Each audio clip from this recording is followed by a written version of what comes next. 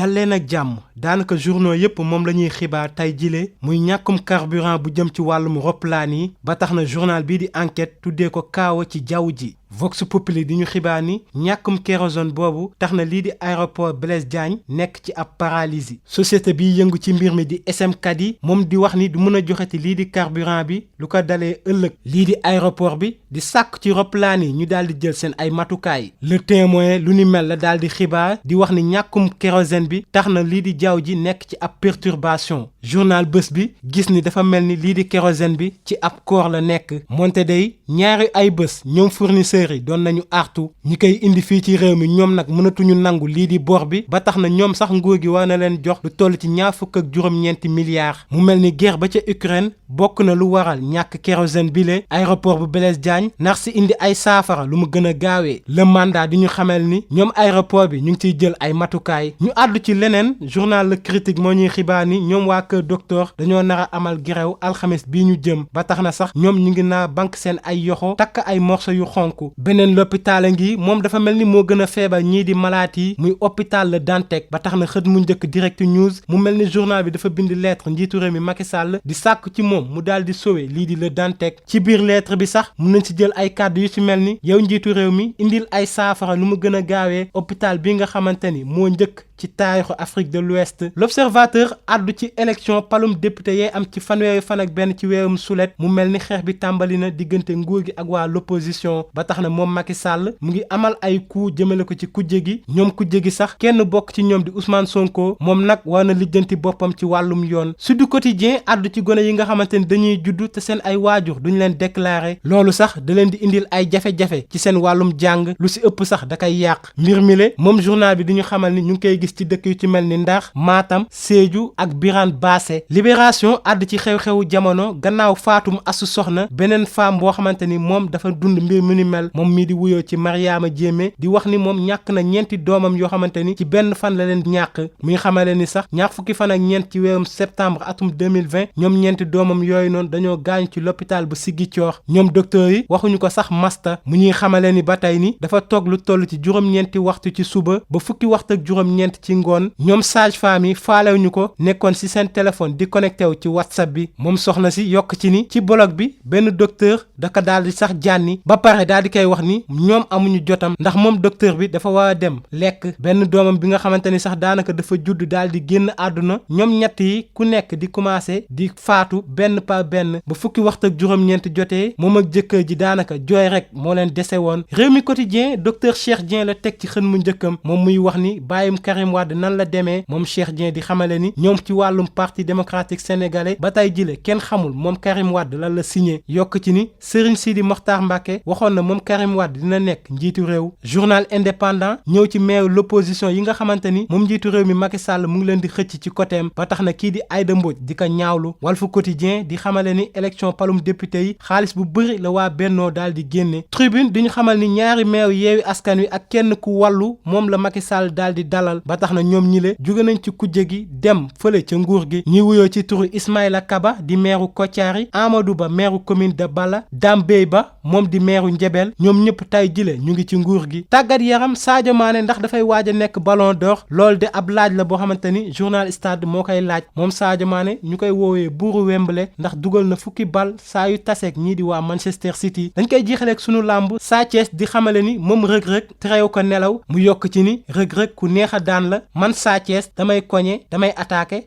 te damay gagné ñu yendoog jàmm